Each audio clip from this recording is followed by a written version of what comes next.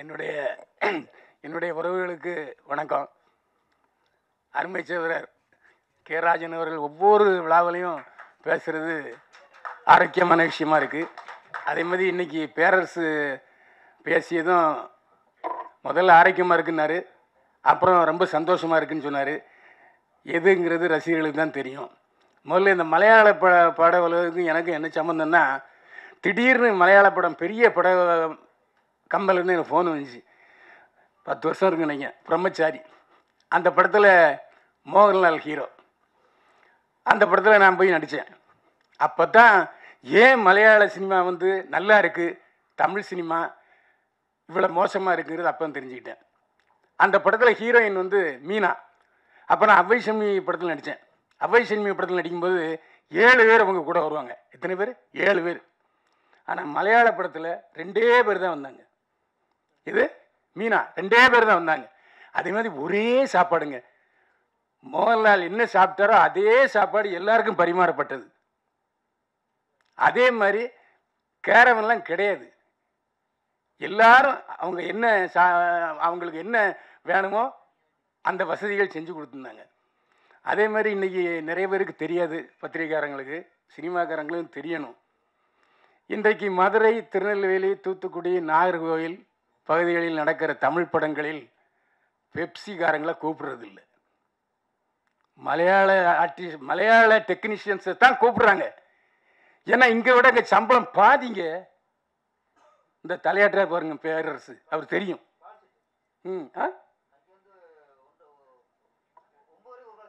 அதான். அது மட்டும் இல்லை, நீ கல்யாண மண்டபத்தில் தங்கினாலும் தங்கிடுவாங்க. அப்படி இந்த துறை நம்ம வாழ வைக்குது. இந்த வாழ வைக்கிற துறையும் நம்ம வாழ வைக்கணுங்கிற எண்ணம் அவங்களுக்கு இருக்குது. அதை நீங்கள் முதல்ல புரிஞ்சுக்கணும். இங்கே மாதிரி அங்கே எங்கேயுமே வந்து ஸ்ட்ரைக்கே கிடையாது. ஆனால் அம்மாவில் ஸ்ட்ரைக் பண்ணுறாங்க, அது ஒரு விஷயம். அதே மாதிரி மீட்டுன்னு ஒரு பிரச்சனை வந்துச்சு, அதை அப்படியே அமைக்கிட்டாங்க. பிரச்சனையே இல்லை. கோர்ட்டில் யாரும் சாட்சியில் வரமாட்டேன்ட்டாங்க, போலீஸுக்கு வரமாட்டேன்ட்டாங்க. இங்கே உள்ள தமிழ் பெரிய நடிகருடைய மனைவி, அவங்க பெரிய நிறுவனம் வச்சுருக்காங்க, அவங்களே வர முடியான்ட்டாங்க. ஏன்னா அந்த அளவுக்கு ஒற்றுமை. இந்த மீட்டு பிரச்சனையால் மலையாள படம் உலகம் ஒழிஞ்சிடக்கூடாதுங்கிறதுக்காக எல்லாரும் சிரத்தை எடுத்து ஒரே முகமாக ஒற்றுமையாக செயல்பட்டாங்க. சரி, இப்போ நம்ம தமிழ் படத்துக்கு வருவோம். தமிழ் படத்தில் இன்னைக்கு ராஜன் சொல்கிறாரு, பேரரசு சொல்கிறாரு, ஏன் பெப்சி செல்வமணியே புலம்பிட்டார். 1000 கோடி நாங்கள் வந்து வரி கொடுக்குறோம், ஆனால் எங்களுக்கு ஒன்றும் செய்யலைன்னா எப்படி? தட்டுங்கள் திறக்கப்படும், கேளுங்கள் கொடுக்கப்படும், அழுதாத்தான் பால் அம்மாவே கொடுப்பா.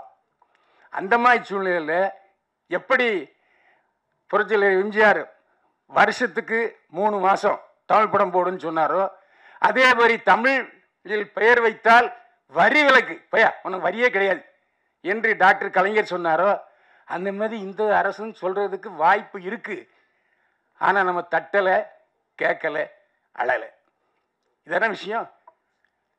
ஏன் இன்றைக்கு இருக்கிற எல்லா சங்கங்களும் ஒரே முகமாக நின்று போய் இன்றைக்கி நம்ம சினிமாவிலேருந்து போனவர் தான் உதயநிதி ஸ்டாலின் இன்றைக்கி எல்லா வேலையும் செஞ்சுக்கிட்டு இருக்காரு.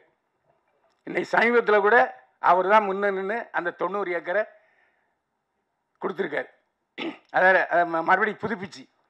அந்த மாதிரி நீங்கள் கேளுங்க. நாங்கள் தமிழ், உங்கள் அப்பா டாக்டர் கலைஞர் வந்து தமிழில் பேர் வச்சா வரி விலக்குன்னு சொன்னாங்க. அதே மாதிரி எங்களுக்கு வரி விலக்கு கொடுங்க. கேளுங்க. கேட்கலையா வேகமாக தட்டுங்க.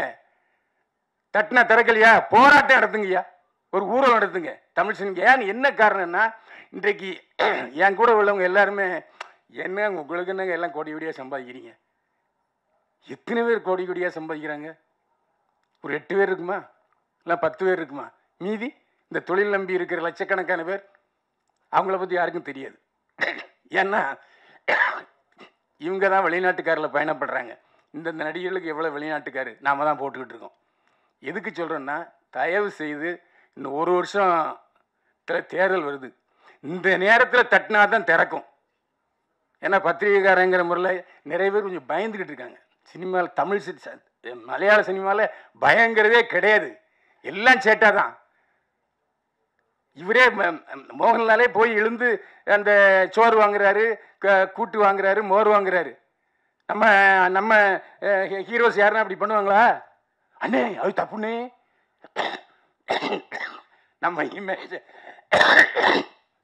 நம்ம இமேஜை காப்பாற்றணும். அந்த மாதிரி போலியாகவே நம்ம வாழ்ந்துட்டு இருக்கோம். தயவு செய்து இந்த ஒரு வருஷத்தில் கேட்டால் தான் அடுத்த 5 வருஷமாவது நீங்கள் வந்து வரி விலக்கு பெற முடியும். குறைஞ்சபட்சம் அந்த வரி விலக்கு கேளுங்க, வேற ஒன்றும் வேண்டாம். அந்த வரி விலக்கு. நன்றி சார். அப்போவும் மலையாளத்தில் தான் வந்து கொடுக்குற தண்ணி. எதுக்கு சொல்கிறேன்னு சொன்னால், இந்த ஒரு வருஷத்தில் நீங்கள் கேட்டால் தான் நமக்கு கிடைக்கும். அதில் எந்தவித சந்தேகமே இல்லை. அதை ஞாபகத்தில் வச்சுங்க. இன்றைக்கு விநியோக சங்க தலைவர் இருக்கார், இந்த இயக்குனர் சங்கத்தில் பொறுப்பில் இருக்கார் பேரரசு. ஒற்றுமை நீங்கள் பேசிக்கிட்டு இருக்கீங்க. ஒருத்தரையாக கூப்பிடுங்க. எப்படி போய் பெப்சி செல்மணி வாங்கினார்? அவர் தானே போன முதல்வர் எடப்பாடி பழனிசாமிகிட்ட 5 கோடி ரூபா வாங்கினார். இப்போ அதே செல்வமணி தானே போய் வாங்கியிருக்காரு ரினியூவேஷன். அந்த மாதிரி தயவு செய்து சிறிய படங்களுக்காகவாவது பெரிய ஆட்களை விட்டுருங்க. இன்றைக்கு நீங்கள் உங்களுக்கு தெரிஞ்சுக்கிட்டு இருக்கீங்க, இன்றைக்கி தமிழ் சினிமா உலகம் வாழ வைத்து கொண்டிருப்பதே இந்த அரசு தான் இன்னும் சொல்கிறவங்க இருக்காங்க. நான் மறுக்கலை. இன்றைக்கு உலகநாயகன் கமலஹாசனே இறங்கி வந்து ரெட் ஜெயின் மூவிஸ் தான் என்னை வாழ வைத்து கொண்டிருக்கிறேன்னு ஓப்பனாக சொல்கிறாரு. அப்போது அரசுக்கிட்ட கேளுங்க, இல்லை ரெட் ஜெயின்ட்டு சன் பிக்சர்ஸில் கேளுங்க. இந்த மாதிரி சின்ன படங்களுக்கு ஏதாவது ஒன்று வாழ்வு கொடுங்க. நீங்கள் எடுத்து நீங்களே தியேட்டர் போட்டு வந்த வருமானத்தை கொடுங்க. அப்படி சின்ன மாதிரி நீங்கள் ஒன்றும் எனக்கு இப்போ எங்களுக்கு படம் வாங்கினா உடனே காசு தர வேண்டாம். வாங்கி தியேட்டரில் போட்டு தியேட்டரில் உள்ள வருவாயத்தை எங்களுக்கு ரெட் ஜெயின் மாதிரி கொடுங்க. ஏன்னா எந்த ஒரு விநியோகஸ்தரும் செய்யாத விஷயத்த தப்பாக நினச்சிக்காதீங்க ராஜன், நான் விநியோகஸ்தர் சொல்லலை. ஏன்னா இப்படி செஞ்சால் தான் உருப்படும். ஏன்னா யாருமே சொல்கிறதுக்கு தயங்கிட்டு இருக்காங்க. அதை எப்படி சொல்கிறது போனால் என்ன ஏதாவது பழி வாங்கிடுவாங்களோ, அப்படி அந்த எண்ணமே வேண்டாம். இதே ரெட் ஜெயின்ட்டையும் சன் பிக்சர்ஸ்லையும் போங்க, ஒரு 10 படத்தை வாங்குனா எப்படி வாங்கி நீங்களே தியேட்டரில் வெளியிடுங்க. வந்த வருமானத்தை கொடுங்க. வரலையா நாம் என்ன செய்ய முடியும்? ஒன்றும் செய்ய முடியாது. இன்றைக்கி சொன்ன மாதிரி இன்றைக்கி நிலவுக்கு என்மேல் என்னடி கோவம் பாஸ் ஆகிடுச்சு, டிராகன் பாஸ் ஆகிடுச்சு. அதுக்கு என்ன காரணங்கிறத டைரக்டர் பேரரசு சொல்லலை. தமிழ் மக்களுடைய பல்ஸை பிடிச்சிக்கிட்டாங்க அவங்க. அதாவது இன்றைக்கி வந்து டைவர்ஸ் எப்படி இருக்குது, பிரேக்கப் லெவலில் எப்படி இருக்குங்களாம் தெளிவாக சொல்கிறாங்க. இல்லை கமர்ஷியலாக போயிருங்க. ஒன்று கமர்ஷியலாக போங்க, இல்லை யதார்த்த வாழ்க்கைக்கு வாங்க. இன்றைக்கி யதார்த்த வாழ்க்கையை சொன்ன எல்லா படங்களுமே பாஸ் ஆகிட்டு இருக்கு. அதனால் நீங்கள் வந்து பழையமாகவே அரைச்சிக்கிட்டு இருக்காம, ஆரம்பத்தில் மலையாள படம் எல்பினிஷனில் ஓடும். அப்போ அந்த மாதிரி காட்சிகளுக்காகவே நாங்கள் போய் பார்ப்போம். எப்போ 1972 மலையாள படம்னா அப்படி தான் இருந்துச்சு. ஆனால் இன்றைக்கு மலையாள பட உலகம் கதையில் மிகவும் தேர்ச்சி பெற்று இன்றைக்கு வந்து இன்றைக்கி தமிழில் அவங்க டப் பண்ணி ரிலீஸ் பண்ணுற அளவுக்கு உயர்ந்திருக்காங்கன்னு சொன்னால் அவங்க தான் உயர்ந்திருக்காங்க. நாம் கல் தோன்றா மண் தோன்றா கலத்தை மூத்த குடின்னு சொல்லிவிட்டு இறங்கிக்கிட்டே இருக்குமே தவிர ஒரு பக்கம் கூட ஏறலை. ஏன் நீங்களே சொல்லுங்கள். ஏப்பா நாங்கள் நாகர்கோவில், மதுரை, தூத்துக்குடியெல்லாம் வந்து கேரளாவிலேருந்து தொழிலாளர்களை கூப்பிடுறோம். அதே சம்பளத்துக்கு நீங்களும் வாங்க, சின்ன படத்துக்கு சொல்லுங்க. அப்படி ஒரு லாபம் போடுங்கய்யா, சட்டத்தை போடுங்க. நீங்கள் எப்படி நாங்கள் சின்ன படத்துக்கு, அதாவது எப்போவுமே பெரிய படங்களும் சின்ன படங்களும் ஒன்றும் அல்லவே அல்ல.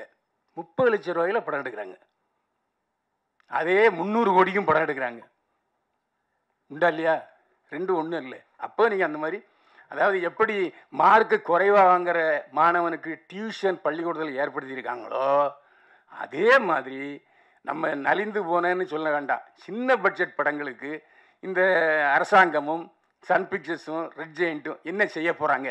உட்காந்து பேசுனீங்கன்னா நிச்சயமாக உங்களுக்கு வந்து நல்லது கிடைக்கும். ஏன்னா மறுபடியும் சொல்கிறேன், இன்னும் 1 வருஷம்தான் தேர்தலுக்கு இருக்குது. ஏன்னா உங்கள் வாய்ஸ் தான் மக்கள்கிட்ட சீக்கிரமாக போய் சென்றடையும். எங்களுக்கு திமுக அரசு எல்லாம் செய்திருக்கிறேன்னு சொன்னால் எல்லாம் ஓட்ட போட்டுருவான். ஆனால் ஒன்றுமே செய்யலாம், ஒன்றும் கிடைக்காது. இதை புரிஞ்சுங்க. இதுக்கு மேலே டீட்டெயிலாக நான் பேச விரும்பலை. ஏன்னா நான் பேசி இப்போ ராஜனும் பேரரசும் பேசி என்ன, எல்லாரும் ஒன்றுபடுங்கள். அதான் இன்றைக்கு பாருங்கள், ரேஷியோ கூட எனக்கு உடன்பாடு இல்லை. அந்த வீடு சதவீதம் பார்த்தீங்கன்னா, பெப்சிக்கு ஒரு சதவீதம், நடிகர்களுக்கு ஒரு சதவீதம், சின்னத்திரை கலைஞர்களுக்கு கூட ஒரு சதவீதம் இருக்குது. இயக்குனர் சங்கத்துக்கு இருக்கா? இந்த கேள்வியை நீங்கள் கேட்கல டைரக்டர் பேரரசு உங்கள் இயக்கத்தில்? இயக்குனர் சங்கத்துக்கு தனி, இப்போ சின்னத்திரை சங்கம் கூட தனியாக வச்சுருக்காங்க, நடிகர் சங்கம் தனியாக வச்சுருக்காங்க. அவங்களுக்குலாம் ரேஷியோ பார்த்தீங்கன்னா இன்றைக்கி பெப்சியிலேருந்து உங்களுக்கு கொடுக்கப்படுறது குறைவாக இருக்கும். அப்போ மரியாதை என்னங்கிறத நீங்களே புரிஞ்சுங்க. நான் வந்து சொல்லி தெரிய வேண்டியதில்லை. ஏன்னா இதெல்லாம் ஆராய்ந்து தினசரி பார்த்து பார்த்து பார்த்து தான் இதை நான் கடைசி கட்டமாக நான் பேசுகிறேன். தயவு செய்து அரசாங்கத்திடம் நல்லுறவை வளர்த்து கொண்டு இந்த விஷயங்களை பேசுங்க. ஒன்று, சின்ன படங்களுக்கு உங்களுடைய நிறுவனங்கள் எப்படி எங்களுக்கு ஷேர் பண்ணி கொடுக்குது, அது ஒன்று கேளுங்க. வரி விலக்கு, சின்ன படங்களுக்கு முழு வரி விலக்கு இல்லை, வேண்டாயா எல்லாம் உங்கள் அப்பா சொன்ன மாதிரி, டாக்டர் கலைஞர் சொன்ன மாதிரி நாங்கள் தமிழ்லே பேர் வைக்கிறோம், எங்களுக்கு முழு வரி விலக்கு. உங்கள் அப்பா செஞ்சதை கொடுங்க. உங்கள் அப்பா கொடுத்த நிலத்தை இப்போ எங்களுக்கு திருப்பி போய் கொடுத்துருக்கீங்க, நன்றி, பாராட்டுகள். அதே மாதிரி உங்கள் அப்பா கொடுத்த அந்த தமிழ் படங்களுக்கு தமிழ் பேரில் வைத்தால் வரி விலக்கு சொன்னார்ல, அதை கொடுங்கன்னு ஒரே வார்த்தை கேட்டால் போதுங்க. மாட்டேன்னு சொல்ல போகிறாரு?